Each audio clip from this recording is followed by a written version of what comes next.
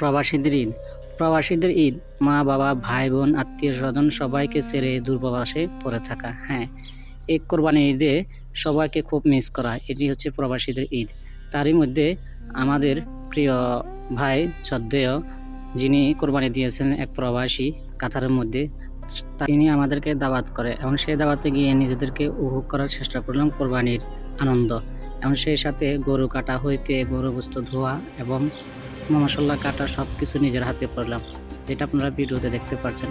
এবং দেখতে পাচ্ছেন আমাদের শ্রদ্ধেয় করিম ভাই গোস্তগুলো ভালোভাবে ধুয়ে ম্যারিনেট করবে এবং সে মশলা দিয়ে যত ধরনের মশলা লাগবে গোস্তগুলো রান্না করার জন্য সবগুলো দিল সে, এক এক করে লবণ, পেঁয়াজ, রসুন, টমাটো, কাঁচামরিচ যা যা লাগে যাবতীয় সব মশলা সে নিজের হাতে যতটুকু প্রয়োজন ততটুকু সে দিল এবং সে নিজের হাতে এটা রান্না করবে।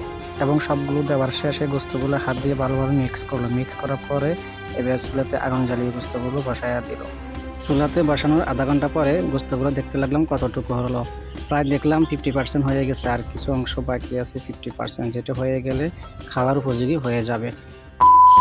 প্রায় 1 ঘন্টা পরে আবারও ফিরে আসলাম। এবার লবণ চেক করার পালা এবং জালটা চেক করার পালা, কতটুকু জাল হয়েছে, লবণ ঠিকঠাক আছে কিনা, সব কিছু ঠিকঠাক আছে কিনা।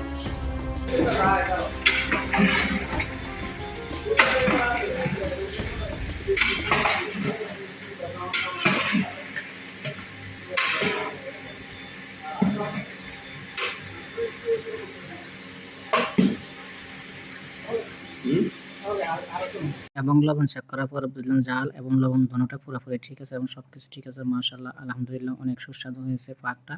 এবার হচ্ছে খাওয়ার পালা। দুঃখের বিষয় হলো মোবাইলটা চার্জ না থাকার কারণে খাওয়ার ভিডিওটা করতে পারলাম না। এবং খাওয়ার সময় খুব আনন্দ করেছি। খাওয়ার সময় আমরা 20-25 জন একসাথে বসে খাওয়া দাওয়া করেছি এবং দেশে থাকা সব আত্মীয় স্বজনদেরকে এবং মা বাবা ভাই বোন সবাইকে মিস করতে আছি। এই ছিল আমাদের ঈদ, প্রবাসীদের ঈদ।